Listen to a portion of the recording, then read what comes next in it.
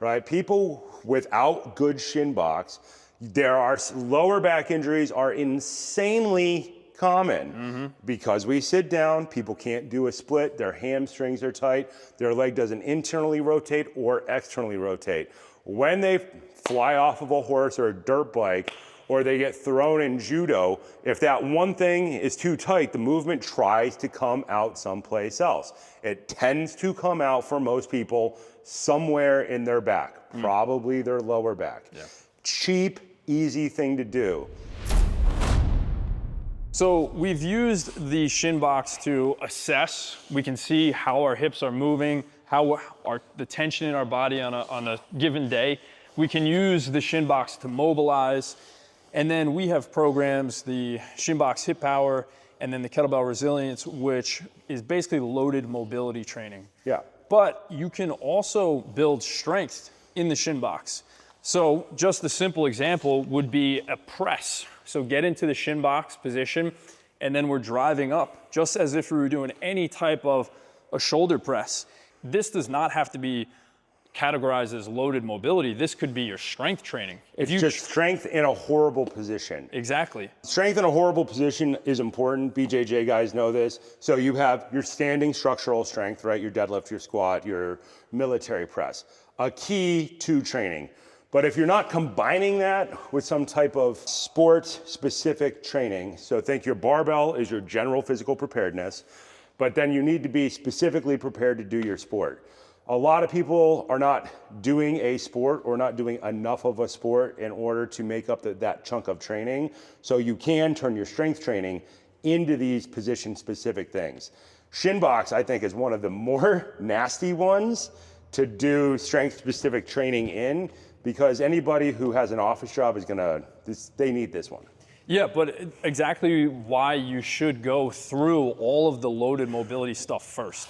You don't want to pick up a 52-pound kettlebell, 53-pound kettlebell and start pressing it from there.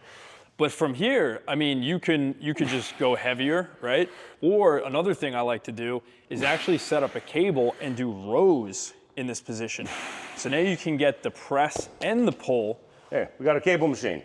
Bells of Steel gave us a cable machine.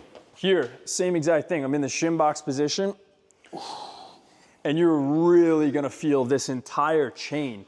One thing that people don't realize is that the lat is not just on your back, it goes all the way down to your hip. So now, if I row and squeeze everything together, I can really feel this coil, as David Weck might call it, light up. So now, and you'll see as I'm reaching away here, I can open up the rib cage, and now I compress everything. And you can load this up pretty heavy. We'll do both sides.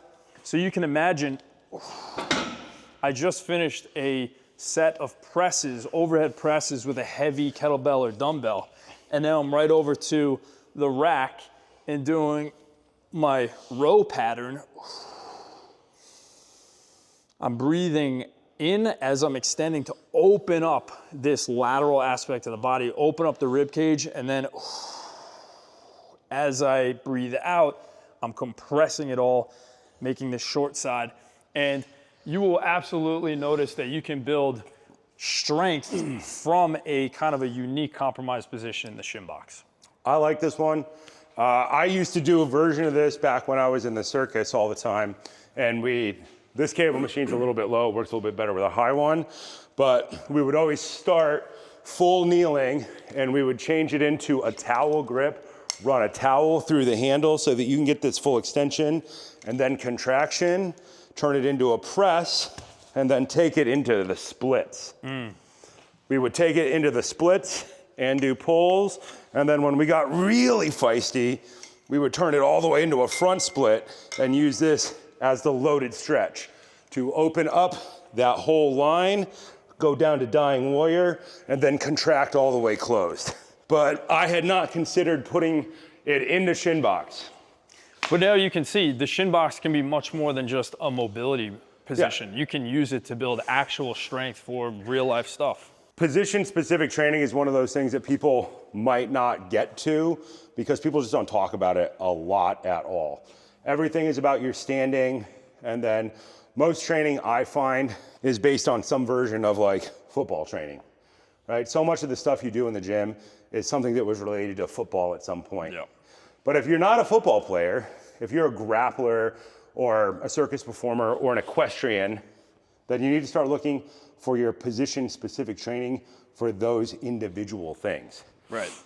And it's not to say all of that stuff from football training or traditional, conventional type lifts is wrong or bad. No, it's not. You should do all of it, Right. but you need to go beyond it at some point.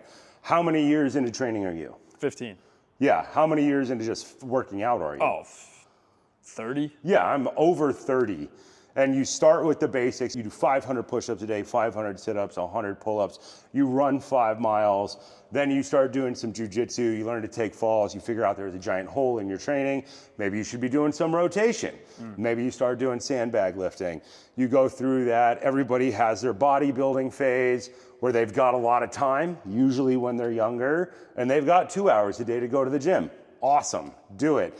And then you suddenly get a job, and now you got to spend 2 hours a day in the car, and your bodybuilding time goes away. So you got to get more focused on what you do. And then you find kettlebelling, and you find clubbing. You find something crazy like circus arts. You ride dirt bikes way too much. You do all these things, and over time you look at each thing, what the demands of it are, and you start trying to figure out how can you get better at that one thing.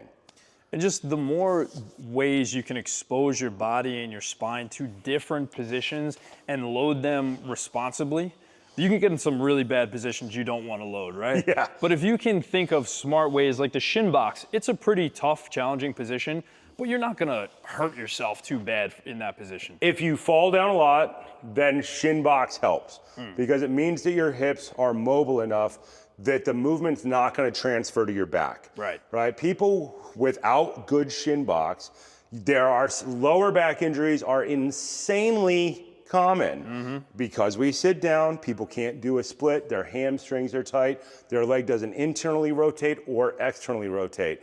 When they fly off of a horse or a dirt bike, or they get thrown in judo, if that one thing is too tight, the movement tries to come out someplace else. It tends to come out for most people somewhere in their back, probably their lower back. Yeah. Cheap, easy thing to do. Do Shinbox for a warm-up, do Shinbox for a cool down. After you've done that for a couple of months and you're not dying, just sitting there, then load it. Load it in a press, which I had considered. Load it in a pull, which I had not considered. I'm gonna start loading it in a pull.